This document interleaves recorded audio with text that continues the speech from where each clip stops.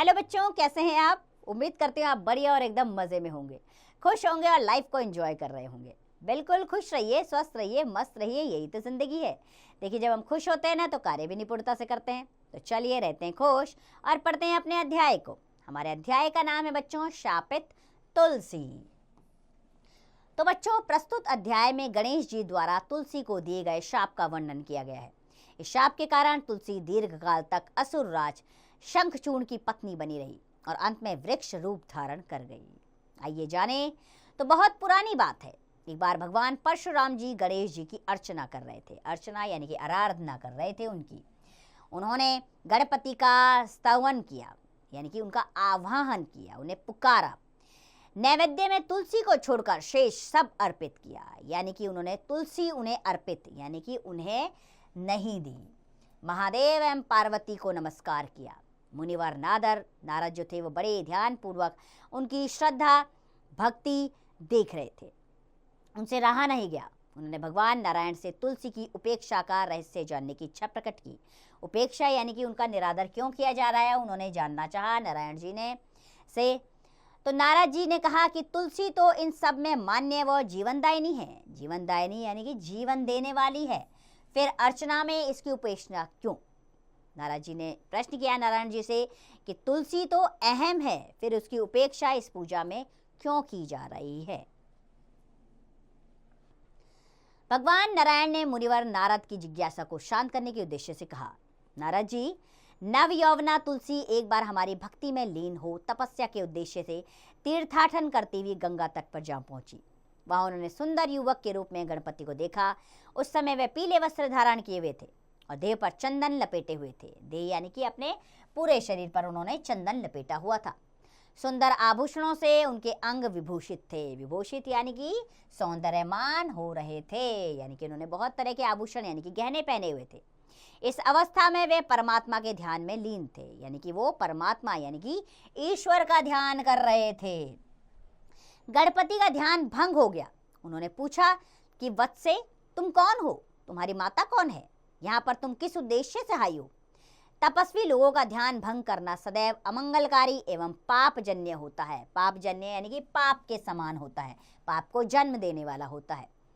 शुभे, परमात्मा तुम्हारा कल्याण करे, कृपा निधान तुम्हारा विघ्न करे, ताकि मेरे ध्यान भंग से उत्पन्न दोष तुम्हारे लिए अहित करना हो। उसने कहा, तुमने मेरा ध्यान भंग किया है, लेकिन उससे उत्पन्न जो दोष है वो तुम्हारे जीवन में अहित यानी कि तुम्हारा बुरा ना करे, मैं इसकी कामना करता हूँ। इसे सुनकर सुंदरी तुलसी ने कहा, प्रभु, मैं धर्मात्याज्य की कन्या हूँ और तपस्या में संलग्न हूँ।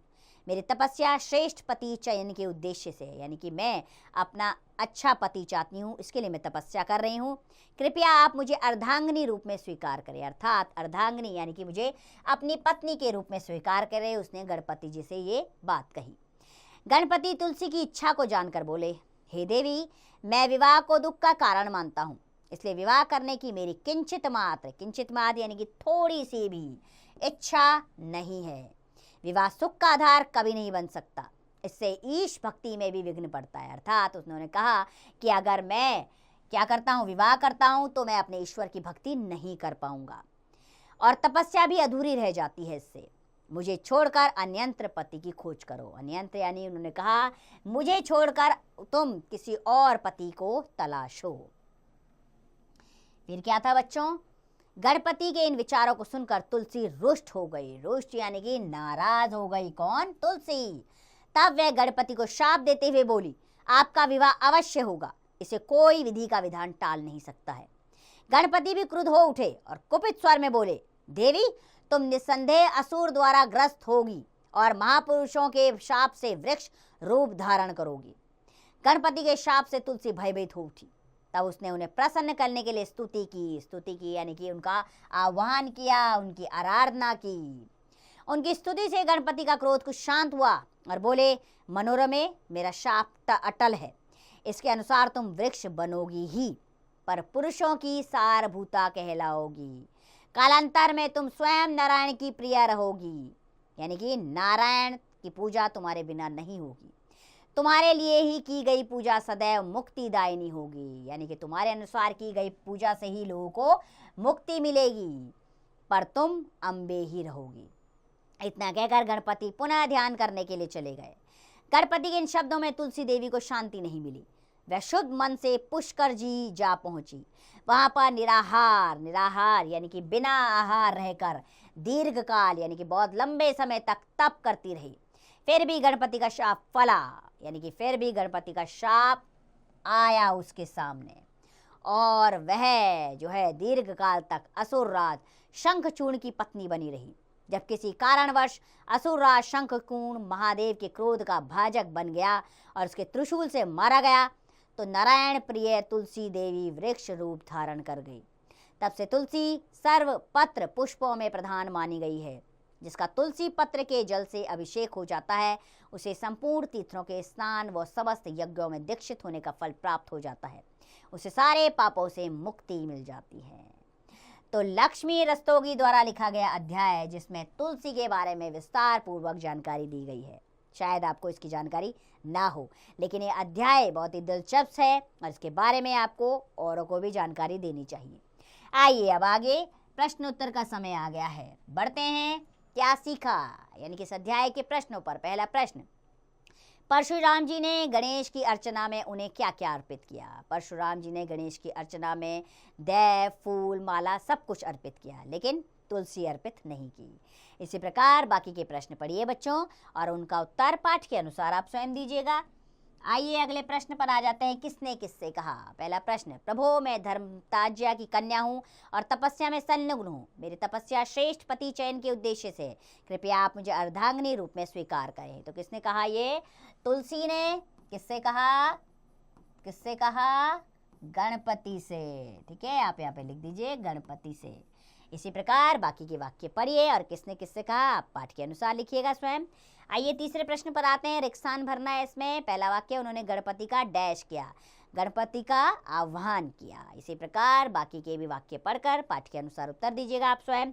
चौथे प्रश्न पर आते हैं। सही गलत का निशान लगाना है। पहला वाक्य है, परशुराम जी ने मंत्रों से गणपति का स्तुति किया। परशुराम जी ने गणपति से, बिल्कुल सही, गणपति का स्तुति किया, बिल्कुल सही। सही का निशान लगाइए इसमें और बाकी के वाक्य पढ़कर सही गलत का निशान आप स्वयं लगाएंगे। हम अगले प्रश्न पर आते हैं। अध्याय से अनुसरण पर। तुलसी को बहुत पवित्र माना जाता है। तुलसी के पत्ते को किस दिन नहीं तोड़ना चाहिए, रविवार, मंगलवार, शनिवार। तो इसका सही विकल्प है रविवार। रविवार को कभी भी तुलसी नहीं तोड़नी चाहिए। चलिए अब लेखन अभ्यास पे आ जाते हैं। यहाँ पर आपको शब्द दिए गए हैं बच्चों, इन शब्दों को 4-4 बार लिखना है। इससे क्या होगा, इससे ये शब्द आपको अच्छी प्रकार याद हो जाएंगे और आपका सुलेख भी बेहतर हो जाएगा। चलिए अभ्यास यानी कि भाषा अभ्यास पर आ जाते हैं। व्याकरण से संबंधित प्रश्न आ रहे हैं इसमें। पहला प्रश्न, निम्नलिखित शब्दों की वर्तनी शुद्ध करके लिखिएगा, अर्थात स्पेलिंग गलत है उसको ठीक करना है। अर्चना की स्पेलिंग गलत है, इसमें चौ के ऊपर रौ की मात्रा आनी चाहिए थी। ठीक है, ये लीजिए मैंने इसको ठीक कर दिया। बाकी के भी शब्दों को इसी प्रकार आप सही तरीके से लिखिएगा। हम दूसरे प्रश्न पर आते हैं। निम्नलिखित शब्दों के विलोम शब्द लिखिएगा। बहुत का विलोम क्या होता है, कम। ठीक है, यहाँ पर लिख दीजिए कम। इसी प्रकार बाकी के शब्दों के विलोम शब्द स्वयं कीजिएगा आप। हम अगले प्रश्न की ओर बढ़ते हैं बच्चों। तीसरा प्रश्न, जो शब्दांश शब्दों के अंत में लगकर उनके अर्थ में परिवर्तन या विशेषता ला देते हैं वे प्रत्यय कहलाते हैं। निम्नलिखित शब्दों में प्रत्यय लगाकर उदाहरण के अनुसार लिखिए। जैसे शराब जमा ई, शराबी। ऐसे भक्त जमा ई क्या होगा बच्चों, भक्ति। ठीक है, भक्ति। इसी प्रकार बाकी के भी शब्दों को सही प्रत्यय के अनुसार आप नए शब्द बनाइए। चौथे प्रश्न पर आते हैं। निम्नलिखित में उदाहरण के अनुसार संधि कीजिए। देव जमा ऋषि, देव ऋषि। एक जमा एकक, एक एक। ठीक है, क्या होता है, एक एक। ये लीजिए मैंने संधि कर दी एक की, बाकी की संधि आप स्वयं कीजिएगा। पांचवें प्रश्न पर आते हैं। निम्नलिखित शब्दों में से विशेष्य शब्द छांट कर लिखिए। ठीक है, विशेष्य यानी कि जिसकी विशेषता बताई जा रही है। पुरानी बात, तो किसकी विशेषता, पुरानी तो विशेषण हो गया, बात जो हो गया आपका विशेष्य हो गया। तो मैंने यहाँ लिख दिया विशेष्य। ठीक है, बाकी के भी विशेष्य आप स्वयं छाटिए। आइए योग्यता विस्तार के प्रश्न पर आते हैं। तुलसी के जीवन से संबंधित किसी और घटना का वर्णन कीजिए। अब इसके बारे में जानकारी प्राप्त कीजिए। तुलसी के जीवन से संबंधित किसी और घटना का वर्णन आपने यहाँ पर करना है। ये कार्य आप स्वयं करेंगे। तो बच्चों, तुलसी के पौधे का महत्व बहुत होता है हमारे जीवन में। हमारे यहाँ शुभ कार्य में तुलसी ज़रूर अपनाई जाती है क्योंकि उसका एक विशेष स्थान है। तुलसी गुणों से भरपूर होती है, यानी कि एंटीऑक्सीडेंट होती है, इसमें ऑक्सीजन की भरपूर मात्रा होती है। तो रोज़ हमें तुलसी के पत्तों का सेवन करना चाहिए। अपने घर में तुलसी का पौधा ज़रूर रखें, इससे सकारात्मक प्रभाव पड़ता है हमारे जीवन पर। उम्मीद करती हूँ अध्याय आपको अच्छा लगा होगा, समझ आया होगा। तो बस खुश रहिए, स्वस्थ रहिए, मस्त रहिए और इसका अभ्यास करते रहिए।